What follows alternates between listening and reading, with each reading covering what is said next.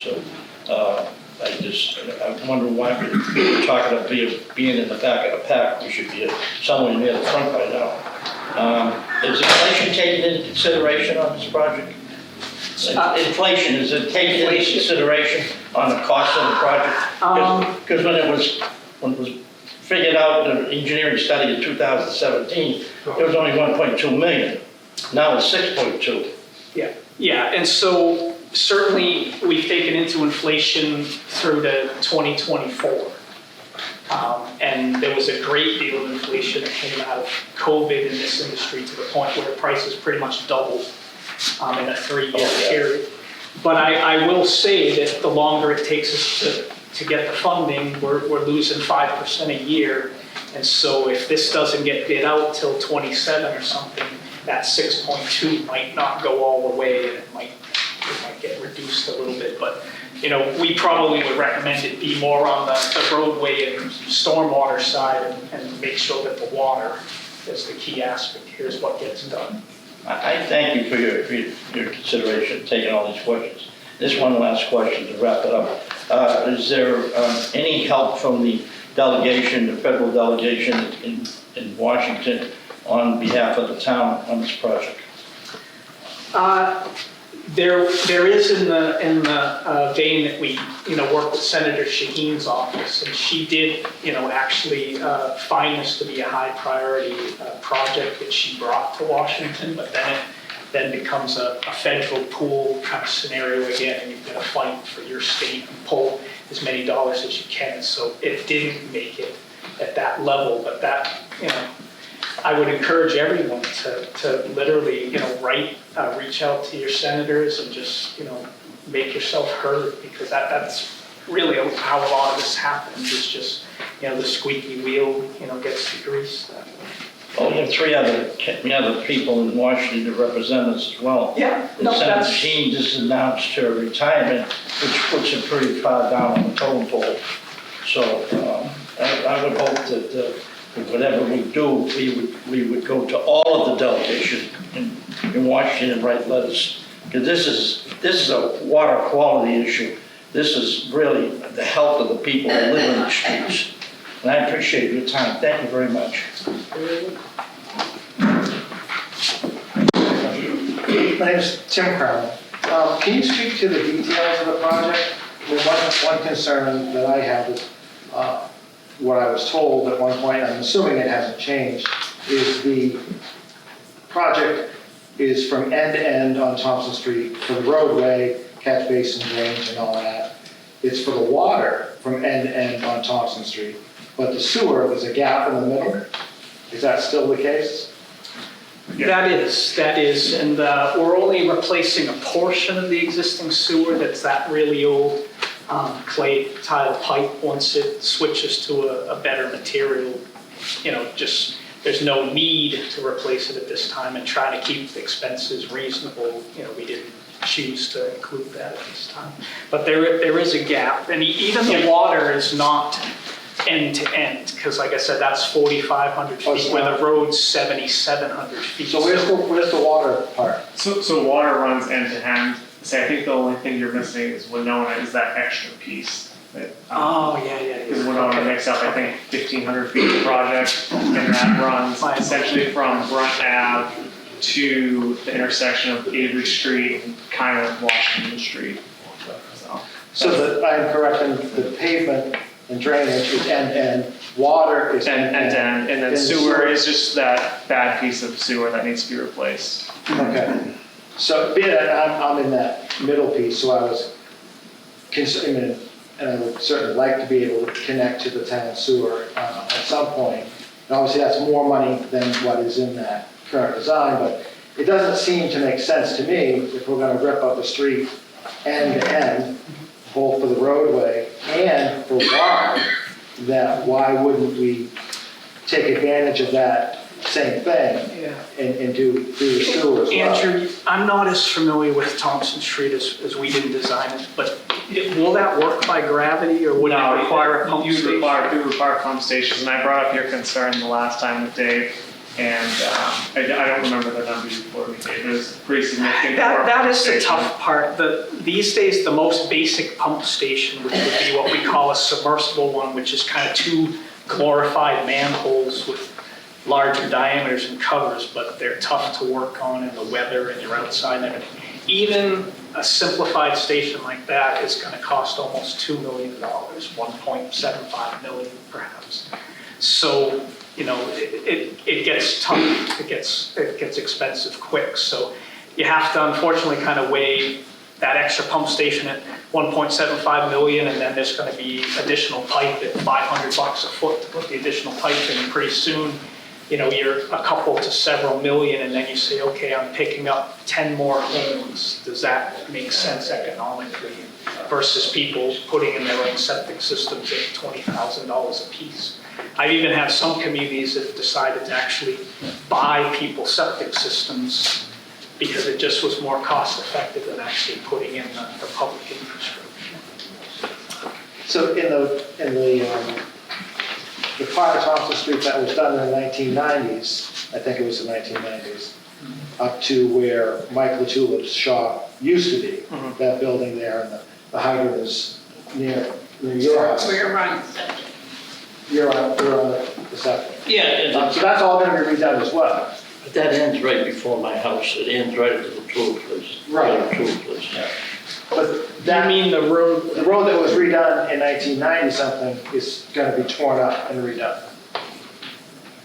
See, I think some of that is the bad section of clay that was in there, because I know when they dug that section up, there are sections where there's bellies where they hit the pipe when they were putting in the new water main. So they didn't do the sewer then, they just did the See, water. they did pieces of it, so that's part of it that needs to be replaced. Because it was cambered I think it was 2014, when it was first put out to vote and it wasn't selected, so.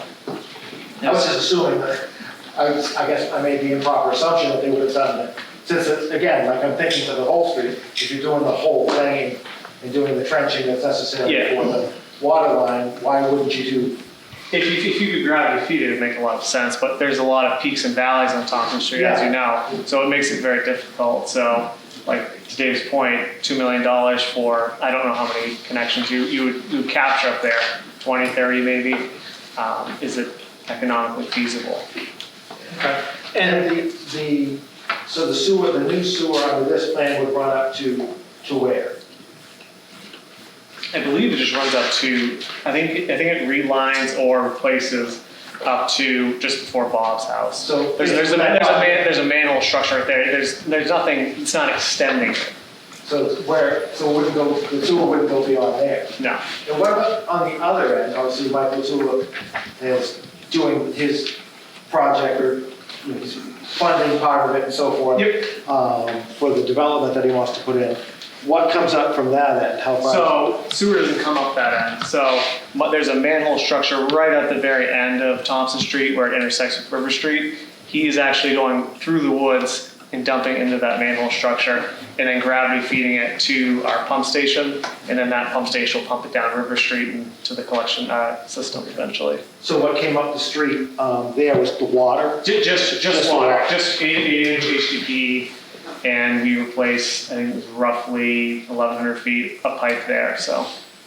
One good piece of news relative to inflation is that the $6.2 million number included that 1,100 feet, so that's a little bit of a credit that we'll have back. But it doesn't take long at 5% or more inflation to just keep driving that number up. And it's all gonna block the road, right? Yeah. Say the water? Yeah. Yeah, and just to elaborate on the sewer, so that type of pipe that we mentioned it's not worth rehabilitating. It's more economical when you're digging the whole road to just replace it new. But other sections of the pipe are in decent enough shape that there are technologies available now. They call them, just a non-dig technology where you can access at the manholes and pull liners through the middle and refurbish the integrity of the pipe, and those might cost literally $75 a foot versus a new pipe at $500 a foot. So very economical to do, and it usually buys you another 50 years of life out of the pipe. So that would probably be, a next step on Thompson for the section we're not physically replacing. But I'm not sure it's in rough enough shape. Yeah, so it's just bellies and stuff, like I said, when they hit it, went all the way up to the shop, so. Excuse me, Charles Johnson's the name. How are you doing with that one? If Thompson Street has the issues that this gentleman's claiming he has, stating that he has, not claiming, stating that he has, is it possible, I realize you're digging up the street, but the water's on one side of the street, the sewer's on the other, the drainage, wouldn't it be feasible to put that water in and get these people, get some clean water in and not worry about the extra work, the road, the drainage, the sewer, and these people could have some decent water? I would kind of refer to the town on that aspect, but it is fair to say that, it could be done differently where you focus strictly on the pipe, but then the road's going to be more of a patch job and rougher to drive and everything. But, if there was some decision made at the town level that was an approach they wanted to take, it's feasible. The road is due for resurfacing, and I think it's due for resurfacing next year. So would be just tied into the project. Fred, do you know if there was any thought to partner in the costs on that with the highway department? Well, we can't accept the highway department would come from appropriation, and we wanted to stay away from that if we could. Shared crossover dollars? So we didn't want to add money to the tax rate, basically. Okay. Sometimes what I see happen is, the water and sewer might pay for the base coat, and then the roadway department will come in and do top coat or something like that as a potential way to share those costs. So I'm not as familiar, Fred, with all the discussions on that have occurred over the last 5 or 6 years. It depends on what the state makes available. And because we have highway block grants and make them available, we use those for paving of streets. And that money is going down, not up. And that's a problem in itself. But at the least I would recommend that given where we are, that resurfacing may want to get postponed a year or try to work it to somehow correlate with this project.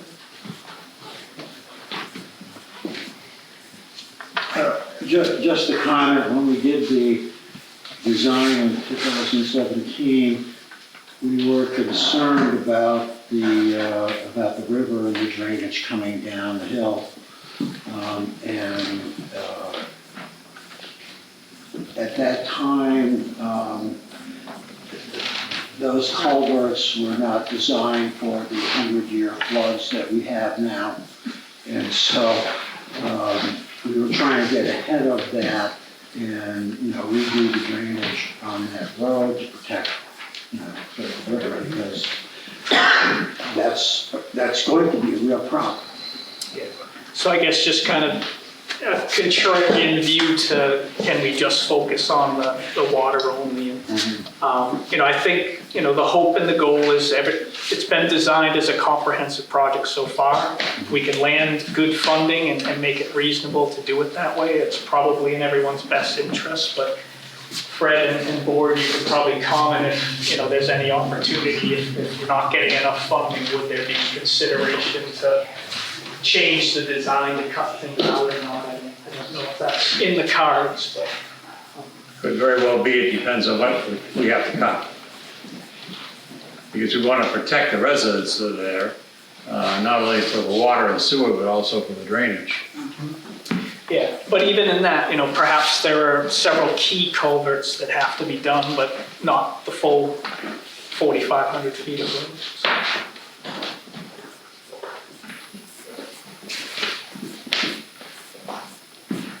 Any further questions or comments? guess I'll close. Just make a suggestion to the people in the room, as well as writing to your federal representatives, write to the federal EPA and the state EPA as well. Tell them about the water quality that you have in your homes, and you're demanding that you have water that's safe to use. And then they'll pay attention to that. My suggestion is you add the governor to that list, Yeah, that's a good idea. because the governor has a lot to do with how those grants are made by the federal government. Good point. Okay, so at this time, I'll close the public hearing. Board, do we have any questions? Don't think we're good. Do you need anything from the board tonight? No, I don't believe so. We'll prepare some minutes and we'll provide those to you to review, and once they're blessed, we'll get them submitted. Really appreciate everybody's time. I'm excited about the turnout. Sometimes you come to these and it's very, very few people, so clearly this is a problem and a big concern to you. So I'm really, hopeful that we'll be successful sooner than later. Thank you. Thank you. Thank you.